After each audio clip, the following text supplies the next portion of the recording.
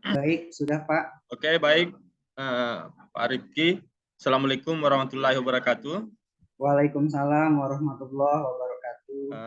Yang saya hormati Bapak Dr. Ridwan Said Ahmad, Bapak Rifki Wijaya, selaku peserta ujian komprehensif pada pagi hari ini. Baik, Bapak pada kesempatan ini diuji oleh Bapak Dr. Ridwan Said Ahmad dan saya sendiri, Muhammad Nasrullah, yang 50 menit ke depan akan menguji Bapak ya mengenai hal-hal apa yang Bapak lakukan selama proses PPG. Ya. Nah, sebelum Bapak saya uji dengan Pak Ridwan, silakan Bapak mempresentasikan minimal 10 menit apa yang Bapak tulis dalam RPP. Silakan Pak Rifki. Baik, terima kasih. Kalau Pak Rifki dari sekolah mana Pak Rifki? Saya dari Boswaskul Makassar, Pak. Oh, Makassar ya? Iya. Oke. Silakan Pak Rifki. Ya. Baik, terima kasih Pak Nasrullah dan Pak Ridwan atas kesempatan pada saya untuk mempresentasikan RPP yang telah saya buat. Jadi saya telah membuat 4 siklus RPP, Pak, di mana RPP tersebut merupakan hasil daripada proses PPG dari LK 1.1 hingga LK 2.2 dan saya terjemahkan ke dalam RPP. Jadi di RPP pertama, Pak, saya mengambil materi permasalahan sosial dan di RPP kedua itu mengambil materi globalisasi di kelas 12. Jadi di RPP pertama itu di kelas 11 materi permasalahan sosial. Kenapa saya ambil? Karena sesuai dengan prota dan program semester yang ada. Jadi mengacu kepada program semester, maka saya mengambil materi permasalahan sosial dan globalisasi. Insya Allah ketika nanti PPL.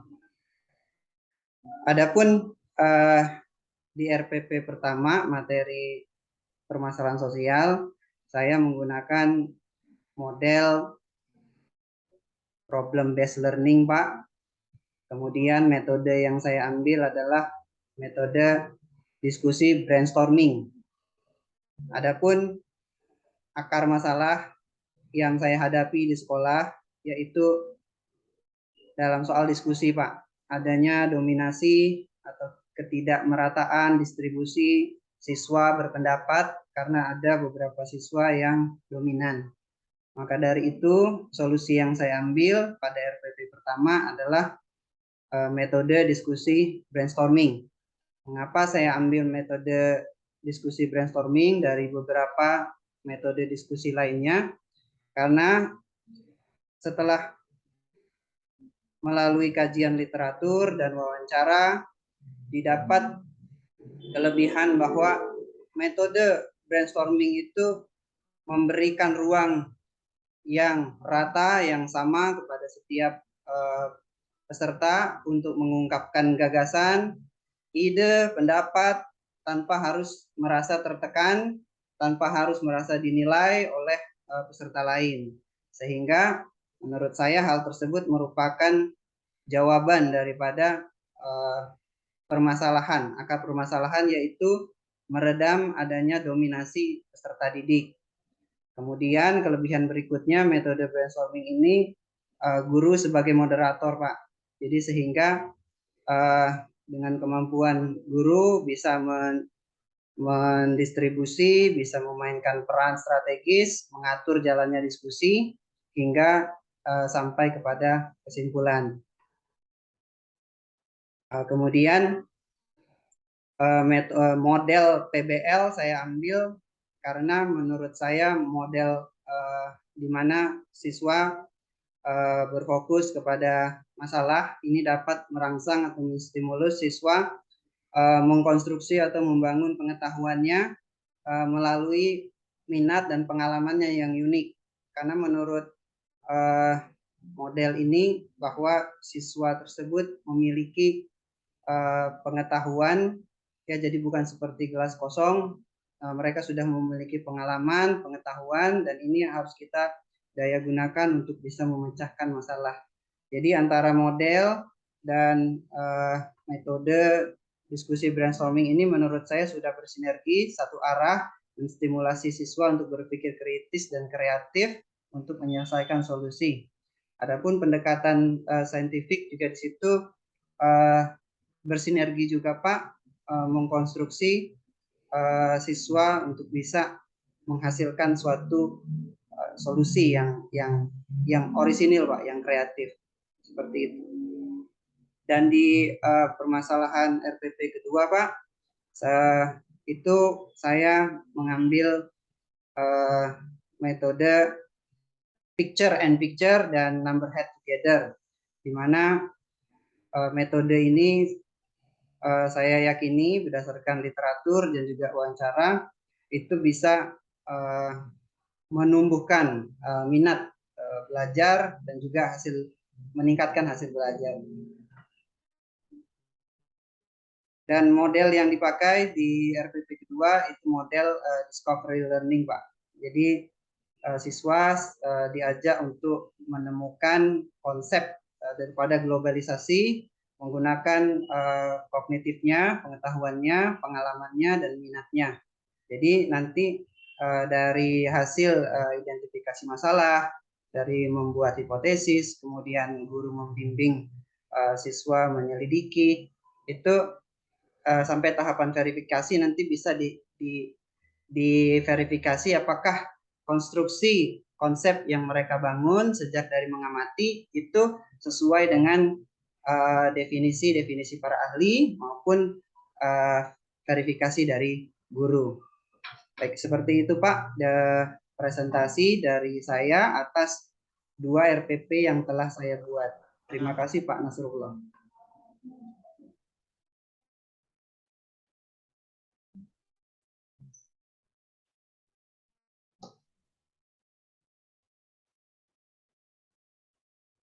Termute Pak Nasrullah.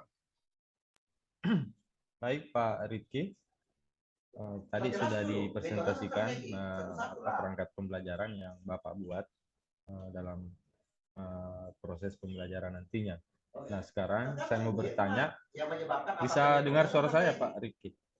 Bisa Pak, tapi agak kecil Pak. Oh, gitu ya. Tapi masih bisa terdengar. Oke. Nah, dalam proses pembelajaran di sekolah, Pak Rizky, itu kan Bapak sering menemukan permasalahan, ya, masalah-masalah yang timbul dalam proses pembelajaran.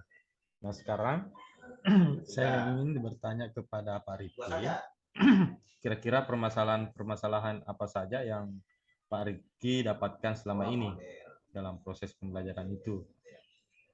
Silakan Pak Rizky. Baik Pak Nasrullah.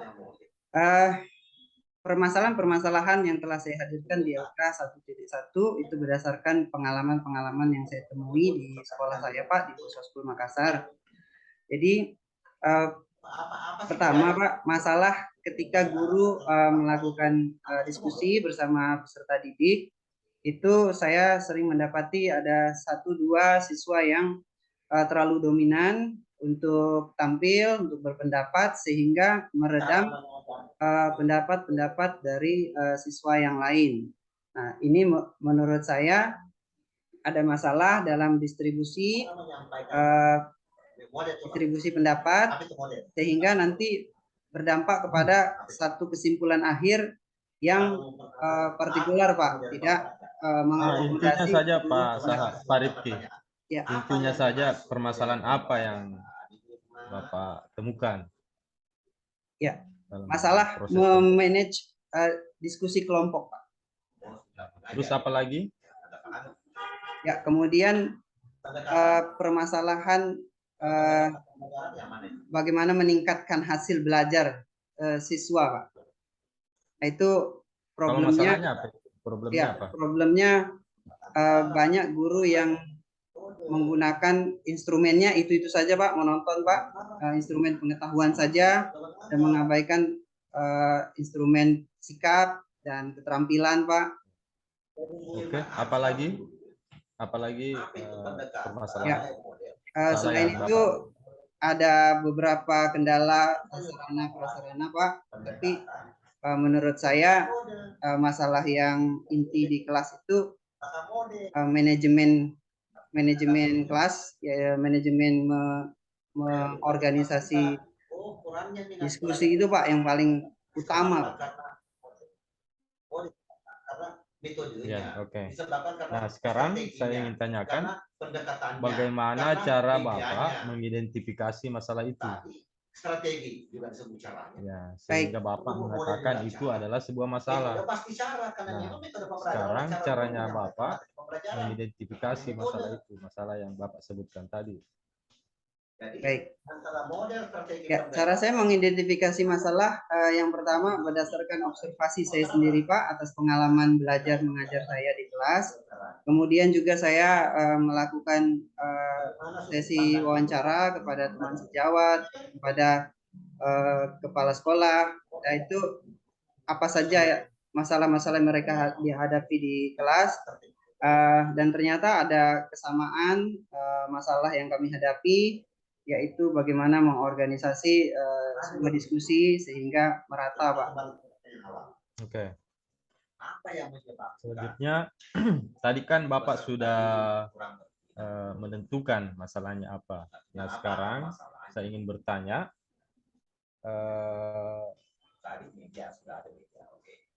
kira-kira bagaimana cara Bapak menganalisis alternatif solusi yang Bapak ingin tawarkan?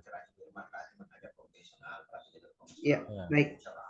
Anda Bapak jawab dulu ya, jangan langsung sebut apa solusinya. Nah, sekarang yang saya ingin tanyakan, kira-kira cara Bapak menganalisis apa alternatif solusi itu bagaimana? Baik, Pak. Cara saya menganalisis solusi yang pertama berdasarkan fakta, Pak. Fakta di dalam kelas, fakta diskusinya seperti apa, karakteristik siswanya seperti apa, karakteristik materi juga seperti apa. Kemudian dari situ saya mencari kajian-kajian literatur yang mendukung dugaan saya sementara. Kemudian juga dari wawancara kepada kepala sekolah, teman sejawat, guru lain, dan juga ahli, sehingga saya mendapatkan satu kekuatan, Pak, yang mendasar, sehingga saya menentukan solusi inilah yang menurut saya yang terbaik untuk bisa mengatasi akar masalah. Oke, baik, Pak Sahar. Nah, pertanyaan selanjutnya, tadi kan Bapak sudah menyebutkan ya permasalahan-permasalahan yang timbul. Nah, sekarang kira-kira dari masalah itu apa yang menyebabkan sehingga terjadi demikian? Jadi apa akar permasalahannya? Baik, Pak. Ya, silakan. Akar masalah daripada adanya siswa yang mendominasi menurut saya bukan daripada siswanya, Pak, tapi kemampuan guru dalam memilih jenis-jenis metode diskusi yang kurang maksimal. Nah, jadi ketika guru dapat memilih jenis-jenis solusi yang tepat untuk dilakukan di dalam kelas, saya rasa itu mampu menjawab atau mengatasi permasalahan adanya dominasi beberapa siswa, Pak, di dalam sebuah diskusi. Salah satu contohnya menggunakan metode diskusi brainstorming, Pak. Oh, siswa saya termotivasi kalau saya menggunakan itu. Siswa saya termotivasi. Ya, nah, sekarang mengikuti materi kalau saya menggunakan berdasarkan yang Bapak peroleh tadi itu kira-kira apa yang faktor-faktor apa yang menyebabkan akar permasalahan itu bisa timbul, faktor-faktornya.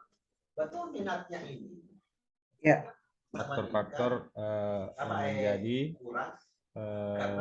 penyebab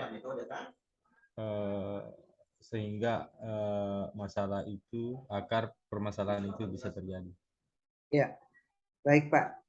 Yang pertama, kompetensi pedagogis guru Pak yang perlu ditingkatkan, di-upgrade, karena kemampuan pedagogis ini salah satu aspeknya yang saya ingat adalah dapat mengajar atau mendidik dengan baik, dengan tepat, memahami karakteristik siswanya, memahami juga karakteristik materi dan aspek bagaimana memanfaatkan potensi siswa. Nah, menurut saya inilah yang kurang daripada guru. Jadi guru harus bisa mengupgrade kompetensi pedagogisnya Pak, sehingga bisa diterapkan di dalam diskusi, yaitu misalnya dengan mempelajari diskusi model-model jenis-jenis diskusi lainnya gitu Pak. Jadi tidak monoton hanya diskusi dengan satu jenis saja atau dua jenis saja Pak.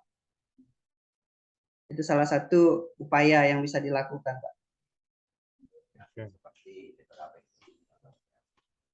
Sekarang yang pertanyaan selanjutnya, kira-kira bagaimana cara Bapak mengeksplorasi solusi dari masalah yang telah ditentukan?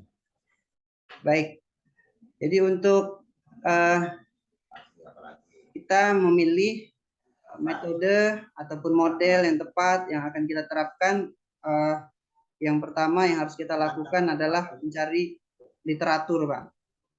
Baik itu dari jurnal, baik itu dari buku yang menguatkan dugaan kita, hipotesis kita. Kemudian berdasarkan juga pengalaman-pengalaman faktual dan aktual daripada rekan-rekan guru lainnya, sehingga sinergi keduanya mampu untuk menguatkan daripada analisa kita dalam eksplorasi menentukan solusi atas akar masalah tersebut Pak. Ya. Terus cara Bapak menganalisis alternatif solusi? Ya, cara saya menganalisis alternatif solusi Pak. Jadi saya berdasarkan akar masalah itu, maka saya melihat beberapa solusi dulu Pak, alternatif solusi tersebut, dan kemudian saya melihat kelemahan dan saya melihat juga kelebihannya itu seperti apa. Kemudian saya langsung sesuaikan dengan problem daripada masalah saya di kelas, di diskusi tersebut Pak. Jadi kelemahan dan kelebihannya itu Pak yang juga berpengaruh besar dalam menganalisis alternatif solusi Pak. Oke, baik. Sekira itu dari saya. Selanjutnya saya persilakan kepada Bapak Dr. Ridwan Said Ahmad untuk memberikan pertanyaan kepada Bapak. Silakan Pak Ridwan. Baik, terima kasih Pak Nasrullah, SMPD atas kesempatannya. Melanjutkan pertanyaan tadi, Bapak menentukan alternatif solusi itu dengan mencoba menerapkan metode brainstorming ya. Iya Pak. Sebenarnya ini kan ada kemiripan dengan metode diskusi. Bisa nggak Pak Rifki menjelaskan kelebihan dan kekurangan metode brainstorming ini? Ya, baik Pak Ridwan. Jadi metode brainstorming sebagai obat Pak, sebagai solusi ini saya ambil karena memiliki kelebihan. Yang pertama Pak, metode diskusi ini memberikan ruang yang luas, memberikan kesempatan yang besar, yang rata, yang adil terhadap semua peserta didik tanpa terkecuali. Yang kedua, dapat menstimulasi peserta didik untuk mengungkapkan gagasan. Tunggu dulu, Pak. Metode diskusi yang biasa itu tidak memberi kesempatan kepada siswa. Iya, Pak. Benar sekali, Pak. Apa sih bedanya metode brainstorming ini dengan metode diskusi? Itu yang sebenarnya saya ingin Bapak jelaskan. Perbedaan yang signifikan, Pak, di dalam metode brainstorming ini, siswa lain tidak boleh menilai dan menanggapi atas pendapat atau gagasan siswa lain, Pak. Nah, di sini perbedaan yang jelas di antara diskusi dengan diskusi yang lain, Pak. Yang mereka bisa saling menanggapi, saling menilai, bahkan bisa saling menjatuhkan, Pak. Jadi di brainstorming itu nggak terjadi ya? Atau bagaimana? Ya, kalau menurut aturan daripada metode brainstorming, Pak, hasil dari literatur, itu aturan mainnya adalah setiap peserta didik diberikan kesempatan untuk mengungkapkan gagasan dan peserta lain tidak boleh menanggapi, Pak. Karena tujuan brainstorming adalah mendapatkan gagasan-gagasan orisinil dari peserta didik, bahkan bisa mengembangkan masalah, memunculkan masalah lagi, sehingga peserta didik itu terbangun minat dan juga gairahnya untuk berpendapat, Pak. Nah, ini yang poinnya, Pak. Kalau hanya sekedar menggairahkan supaya peserta didik itu mau untuk mengeluarkan pendapatnya, saya kira dengan metode diskusi yang diterapkan guru secara baik, ya, di mana guru di situ bukan hanya sekedar penilai, tapi juga memberi semua kesempatan. Apalagi dia mengobservasi siswanya, ada siswa yang belum pernah sama sekali berbicara atau belum mengeluarkan pendapatnya. Itu kan dia bisa meminta atau menunjuk langsung kepada siswa tersebut. Nah, sementara di brainstorming ini kan kemampuan siswa untuk menyatakan pendapat itu tidak sama. Iya, Pak. Ya, apalagi kalau mau mencari gagasan-gagasan yang orisinal, tingkat kemampuan mereka belum sampai ke situ. Ya, apa Bapak bisa jamin dengan brainstorming itu muncul itu gagasan-gagasan baru? Nah, sementara tingkat kemampuan mereka saya belum sampai ke situ. Nah, itu yang saya minta coba Bapak pikirkan. Kira-kira bagaimana itu? Ya. Mulai brainstorming seperti apa yang sebenarnya Bapak mau terapkan? Baik, Pak Ridwan. Saya coba untuk menjawab, Pak. Jadi memang benar bahwa kemampuan anak-anak itu kemampuannya berbeda-beda, Pak. Level-level berpikirnya berbeda-beda. Namun di metode diskusi brainstorming ini anak tidak ditentukan untuk berpendapat harus dengan misalnya sampai tingkat menganalisis. Bisa juga mereka berpendapat dari mulai C1, C2, C3, Pak, sesuai dengan memang tahapan berpikirnya, Pak. Jadi mereka tidak perlu merasa terintimidasi harus berpendapat seperti teman-teman lainnya yang memiliki kemampuan lebih. Jadi memang tujuannya brainstorming ini menstimulasi anak untuk berpendapat dulu, Pak, begitu, sehingga nanti mereka mampu untuk berani mengungkapkan pendapat, sehingga nanti kalau saya menggunakan metode diskusi yang lain, Pak, ketika di metode itu harus bisa saling silang pendapat atau berargumentasi, setidaknya mereka sudah pernah belajar untuk mengungkapkan pendapatnya, Pak. Seperti itu, Pak. Ada enggak Bapak temukan dari kajian literatur itu yang membuktikan bahwa metode diskusi brainstorming ini berhasil dilakukan? Ada enggak? Kalau kemarin pengalaman mencari jurnal, Pak, itu beberapa mengungkapkan bahwa metode brainstorming ini kelebihannya salah satunya adalah mampu meredam adanya dominasi siswa yang aktif, Pak. Itu hasil penelitian atau hanya sekedar wacana atau gagasan saja? Saya dapat dari beberapa jurnal, Pak. Jurnal hasil penelitian ya? Jurnal penelitian, ya Pak. Waktu eksplorasi menentukan solusi itu, Pak, saya melakukan kajian literatur, Pak, dan saya dapati beberapa jurnal hasilnya seperti itu, Pak. Hasil daripada penelitiannya.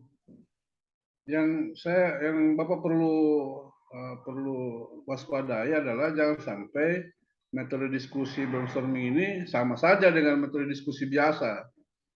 Itu yang Bapak harus bisa tunjukkan di mana sisi-sisi kelebihan atau perbedaan dari metode brainstorming ini.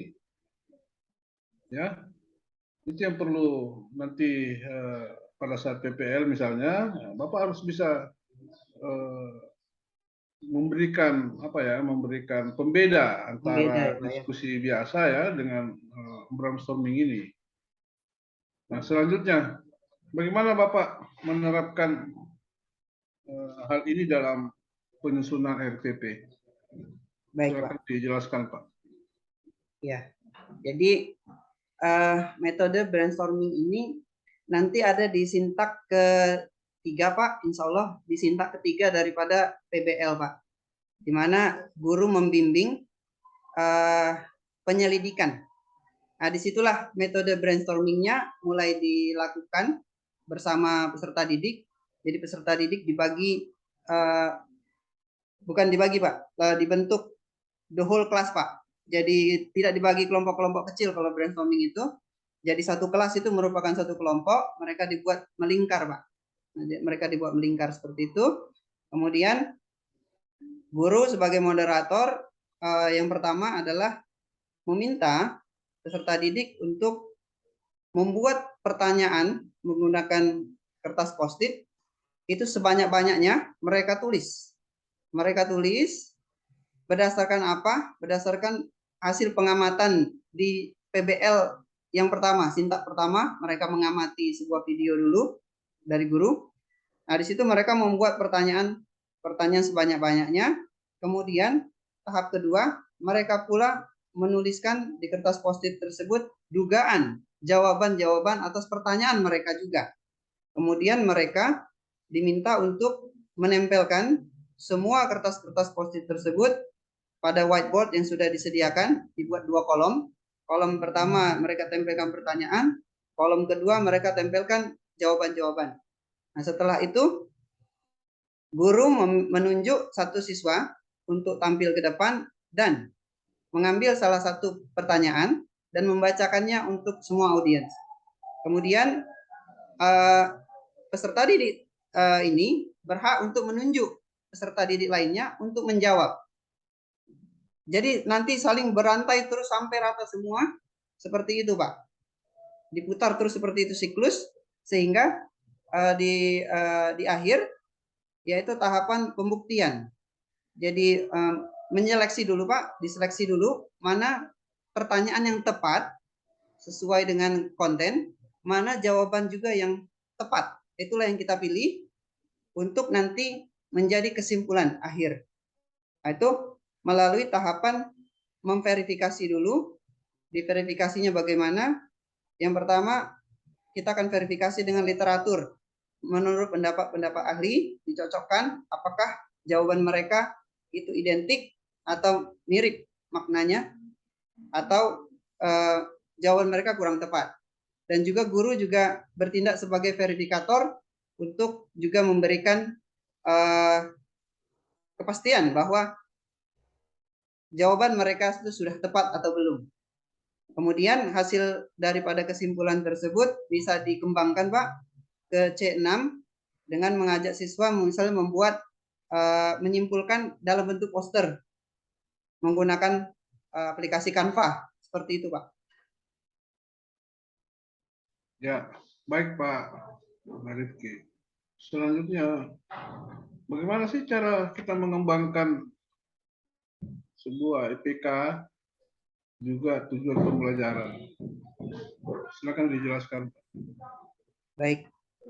Ya, jadi IPK itu kita buat berdasarkan daripada KD, Pak. Jadi kalau KD-nya itu meminta menganalisis, berarti kita start dari C4. Kita buat IPK-nya dari start dari C4, Pak. Nah, itu menganalisis bisa KKU-nya bisa menganalisis, bisa menguraikan, merinci, atau menyeleksi seperti itu.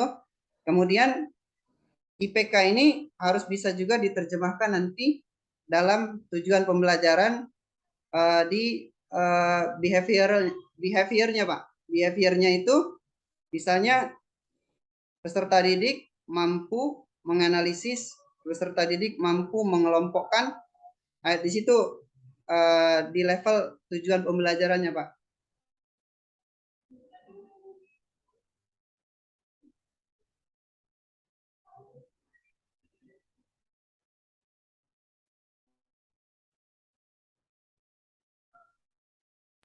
Selanjutnya Pak Rifki, misalnya tadi di KD-nya Bapak sebut itu menganalisis, ya bisa nggak di indikatornya itu kita meningkatkannya menjadi C5, dia menjadi mengevaluasi, bisa nggak seperti itu Pak? Atau sampai ke mencipta atau membuat sebuah karya gitu, bisa nggak indikator itu kita arahkan ke situ? Menurut saya kalau di level IPK, Pak, itu bisa, Pak. Kita meningkatkan 1 digit ke level C5 atau bahkan ke C6, Pak. Misalnya di C6 itu menghasilkan sebuah produk, Pak. Ya. Itu misalnya poster menggunakan aplikasi Canva misalnya, Pak. Itu sangat mungkin bisa dilakukan karena menurut saya ranah IPK itu adalah ranah guru untuk bisa memodifikasi atau bisa menginterpretasi daripada KD, Pak. Nah, itu yang sebenarnya yang guru-guru saat ini perlu kembangkan ya. Jadi jangan kaku dengan KD yang ada, KD yang sudah disusun dari kementerian itu, bisa saja guru yang betul-betul misalnya mau mendukung ya, sekolah, lingkungan sekolah mendukung, fasilitasnya ada, juga gurunya mempunyai kreativitas yang bagus, itu bisa saja meningkatkan indikator pencapaian kompetensinya itu menjadi ke level C5 bahkan C6.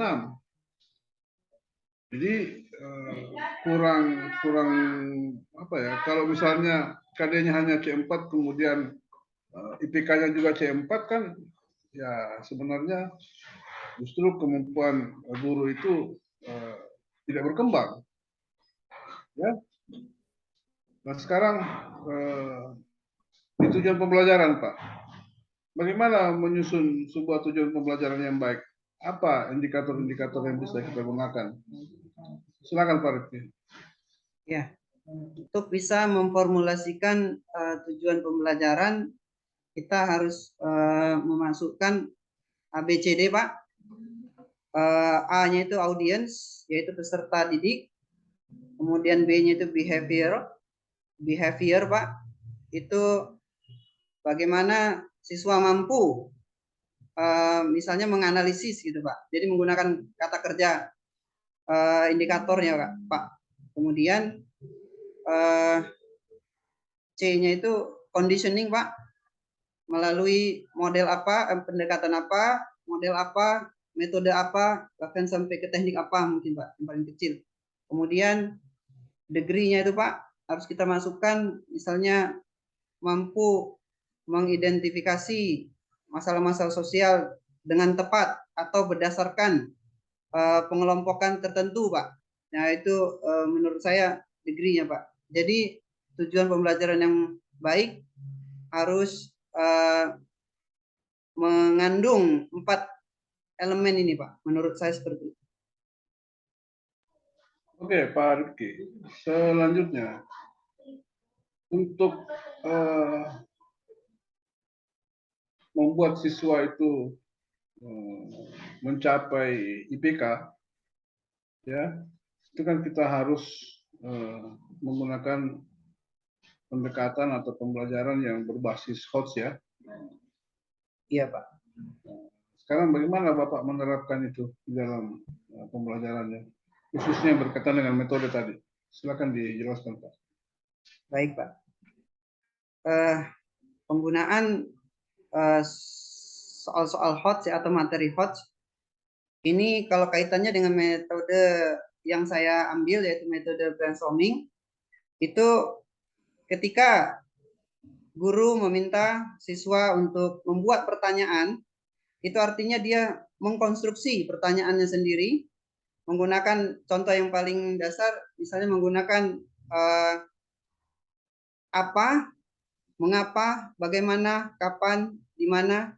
Itu menurut saya sudah mengandung HOTS, Pak, di mana mereka mengkonstruksi menggunakan konsep faktual, menggunakan konsep, prosedur, dan bahkan sampai ke metakognitif. Nah, ini menurut saya di mana HOTS itu bermain di dalam diskusi tersebut, Pak. Ketika guru itu di penilaian atau di materi? Itu pada saat di diskusi, Pak, di materi, Pak. Materi ya? Iya. Nah, kalau di selain materi di mana lagi unsur HOTS yang Bapak gunakan? HOTS bisa digunakan di penilaian, Pak. Misalnya instrumen penilaiannya soal esai, misalnya seperti itu, Pak. Yang dipakai esai, uraian, itu bisa mensimulasi anak berpikir HOTS, menganalisis ke atas, Pak. Bisa diberikan contoh soal yang menggunakan HOTS itu? Ya. Mana dalam yang kedua, Pak? Ya, Pak. Contoh soal HOTS yang ya. Bapak sudah tuliskan di RPP. Contohnya dengan kata mengapa, Pak. Jadi mengapa?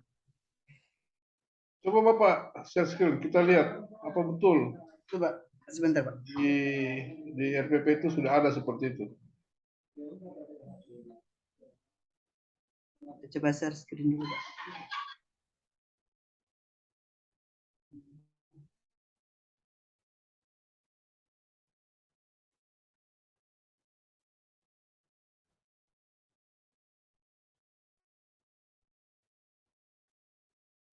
Sudah tampil, Pak?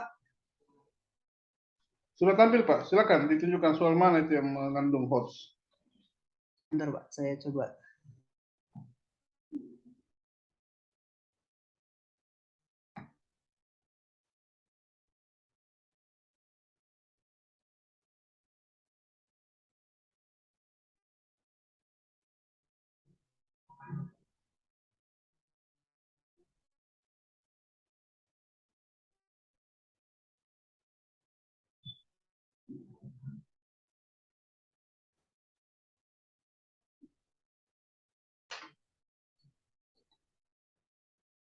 Bapak tadi sebut di penilaian. Ini kan di kegiatan ini sudah oke. Bapak sudah jelaskan tadi. Yang saya mau lihat ini di penilaian. Ada enggak?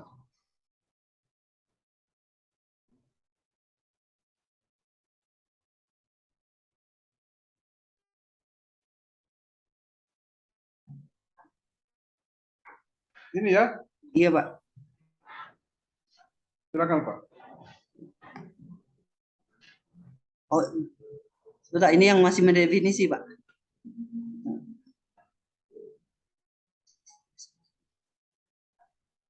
Ada yang di pertemuan kedua ya.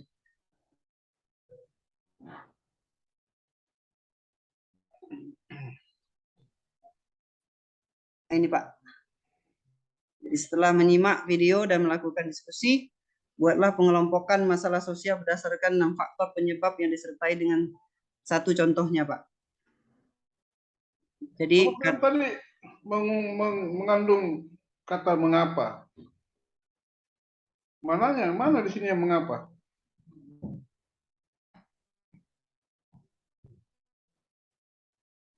Ini, Pak, yang essay saja, Pak. tidak menggunakan kata mengapa, Pak. Tapi di sini yang saya pakai mengelompokkan KKO-nya, Pak. Mengelompokkan itu C berapa? C4, Pak. Ya, betul C4, nggak? Pak. Mengelompokkan. Kalau saya lihat yang di Anderson, Pak. Itu masuk kognitif ya? Atau psikomotorik? Mengelompokkan masuk ke Mana? Kognitif. kognitif, Pak.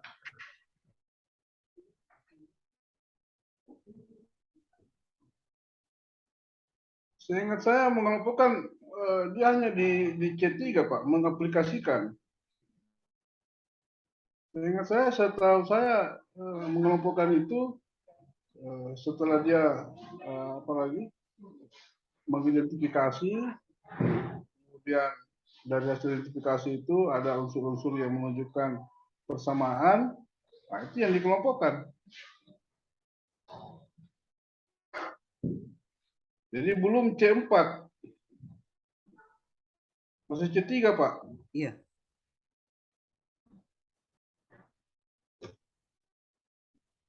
Mengurai, kan sama itu. Iya, tapi gini Pak, pernah saya tanya itu dengan guru pamung Pak Gunajmah. Saya waktu itu bertanya yang menjelaskan itu ada dia muncul di C2, ada juga muncul di C4. Nah, saya bertanya kenapa bisa seperti itu. Waktu itu sih jawabannya kalau sudah di C4 itu menjelaskannya sudah banyak menggunakan panca indera. Oke. Itu, Pak. Betul. Artinya menjelaskan C2 atau C1 itu dengan C4 kan pasti kemampuan yang digunakan atau mempraktekkan menjelaskannya itu berbeda.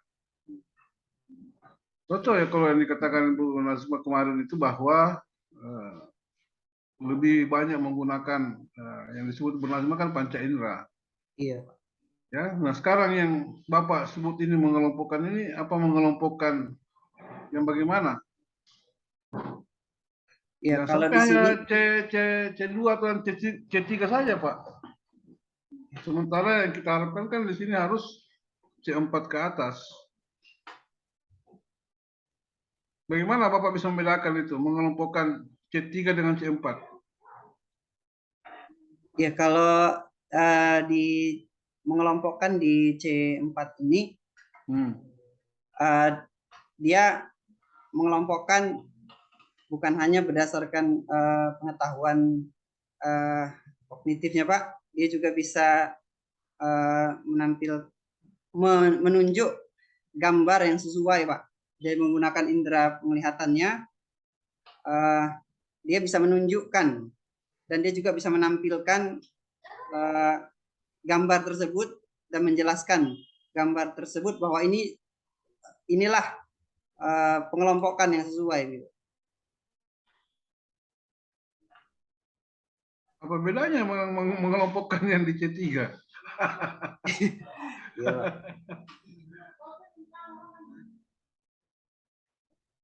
Mungkin ada upaya yang lebih mengelompokkan itu dia menemukan sendiri, dia menelusuri, ya, kemudian dia menemukan sendiri. Kan sebenarnya kan di sini yang di PBL itu kan bagaimana siswa melakukan eksplorasi ya. Iya. Akhirnya dia menemukan sendiri, kemudian dia lanjutkan sampai ke mengelompokkan dan kemudian bisa menunjukkan sisi-sisi perbedaannya dan sisi-sisi persamaan dari pengelompokan tersebut. Jadi memang masih bukan cuma sekedar kemampuan kognitifnya yang bisa dikembangkan, tapi dengan mengelompokkan ini dia juga ada upaya nyata ya, upaya perilaku yang dia lakukan untuk melakukan hal tersebut.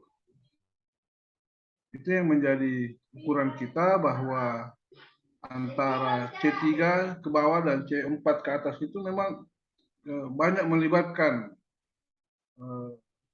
bukan cuma kemampuan kognitif, tapi juga kemampuan psikomotorik.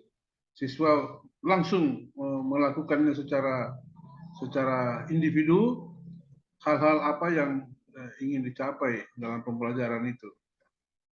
Kan seperti itu Pak Rizky ya? Iya, sepertinya memang masih menjadi kekurangan saya Pak di sini Pak, untuk bisa menampilkan soal yang hot seperti arahan dari Pak Ridwan. Oke, baik. Selanjutnya Pak Rizky, saya mau lanjutkan lagi ke hal ini, ke penilaian otentik. Apa sih sebenarnya itu penilaian otentik? Penilaian otentik itu ada 3 Pak yang saya ketahui. Penilaian pengetahuan, sikap, dan keterampilan Pak. Ya, ya. Kemudian di RPP Bapak ini ada enggak yang menumbuh kembangkan kemampuan literasi dan numerasi?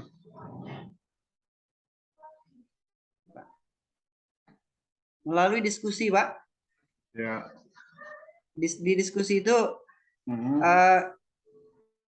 menurut saya sudah mengandung literasi, di mana siswa mencari Pak, mengidentifikasi dengan mencari literatur, kemudian mereka berpendapat, itu juga merupakan satu bentuk literasi Pak. Ada berapa jenis sebenarnya literasi itu Pak? Literasi yang saya tahu Pak, ada literasi numerasi, ada literasi bacaan, ada literasi digital Pak, ada literasi simbol, ada kode, ada juga menalar, itu juga merupakan literasi. Kalau literasi sosial ada enggak? Ada Pak. Ya, oke ya. Oke. Baik Pak Rizky, saya lanjut lagi. Sampai masih berapa menit lagi Pak Nasrullah waktunya? Masih ada berapa menit? Masih ada 6 menit Pak. Oh, 6 menit. Oke. Ya. Sekarang saya ke bagian akhir dari uji komprehensif ini. Di RPP Bapak Rifki ini mengandung enggak unsur TPEC itu? TPEC? Ya. Iya Pak. Saya menggunakan TPEC di sini Pak. Di Apersepsi saya menggunakan aplikasi Kahoot Pak. Jadi aplikasi Kahoot ini serupa dengan Quizzes lah Pak, seperti itu, di mana kita bisa membuat soal yang lebih menarik menggunakan aplikasi ini Pak. Kita bisa men-share pin-nya di grup kelas, dan mereka bisa masuk menggunakan pin tersebut, dan mereka bisa berkompetisi di dalamnya itu Pak. Contoh, siswa yang menjawab dengan benar lebih banyak dan lebih cepat, itu bisa ada di ranking pertama. Nah, ini menurut saya menggunakan basis game Pak. Nah, ini menarik menurut pengalaman saya ya di anak-anak Pak. Oke. Selain Kahoot?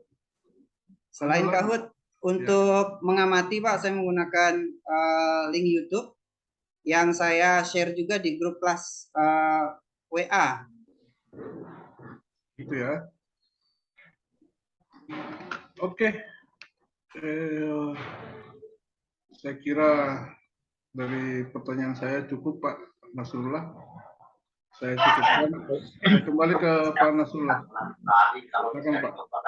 Baik, Pak Ridwan. Terima kasih Pak Rizky. Terima kasih Pak Ridwan.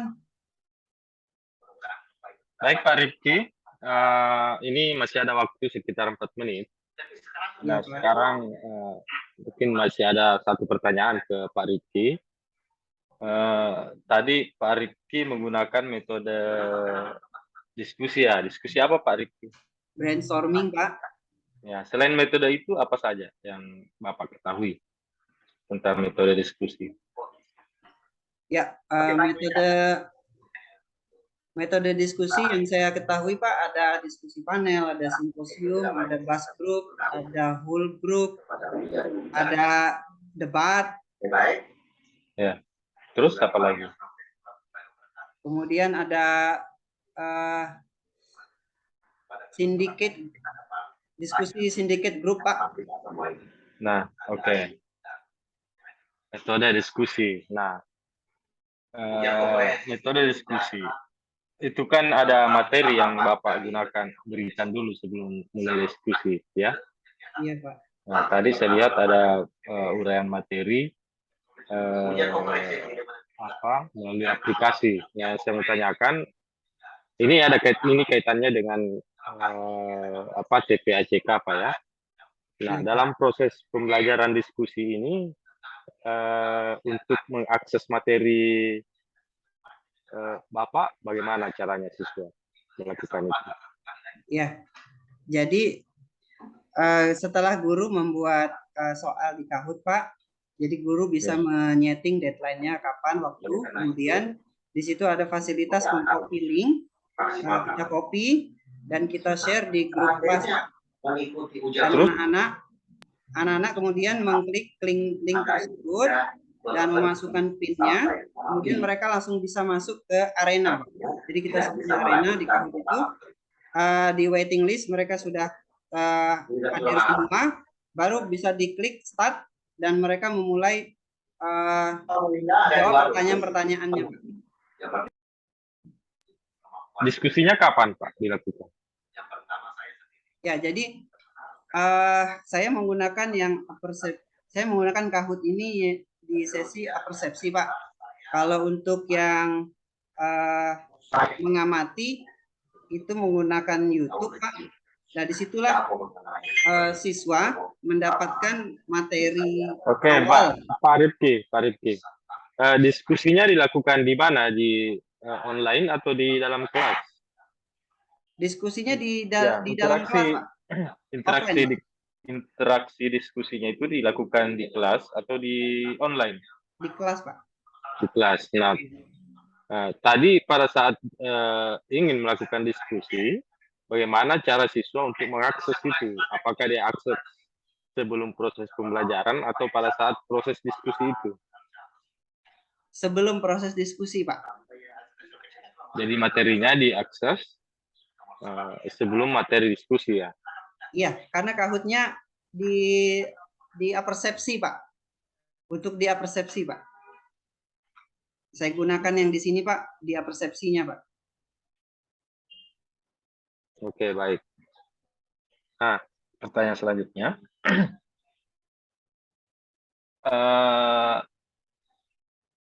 Mengenai HOT, analisis tingkat tinggi ya. Pelajaran tingkat tinggi. Nah, bisa tidak Bapak memberikan contoh kasus khususnya di materi Bapak, kira-kira apa contoh kasus yang menurut Bapak tingkat analisis pemikiran tingkat tingginya itu yang diberikan kepada siswa? Silakan. Baik. Untuk materi permasalahan sosial Pak, itu bisa kita tampilkan di faktor-faktor penyebab masalah sosial Pak, itu siswa mampu seperti apa contohnya? Bisa tidak Bapak memberikan contoh kasus yang menurut Bapak tingkat analisisnya itu tinggi? Ya, baik. Misalnya masalah sosialnya itu kemiskinan, Pak. Ya. Nah, dari gambar kemiskinan itu, siswa diminta untuk menganalisis faktor-faktor penyebabnya, Pak. Penyebab apa misalnya? Penyebab kemiskinan. Kemiskinan. Iya. Oke. Apakah menurut Bapak dengan menganalisis itu sudah termasuk dalam HOT itu? Menganalisis sudah masuk di C4, Pak. Di HOT sudah yang paling bawah. Ya? Oke. Oke, baik Pak Rifki. Saya kira Bapak sudah menjawab semua apa yang kami berdua tanyakan ke Bapak dari Pak Ridwan dan saya. Mudah-mudahan Bapak memperoleh hasil sesuai dengan apa yang Bapak inginkan ya. Ya Pak, terima kasih Pak Nasrullah.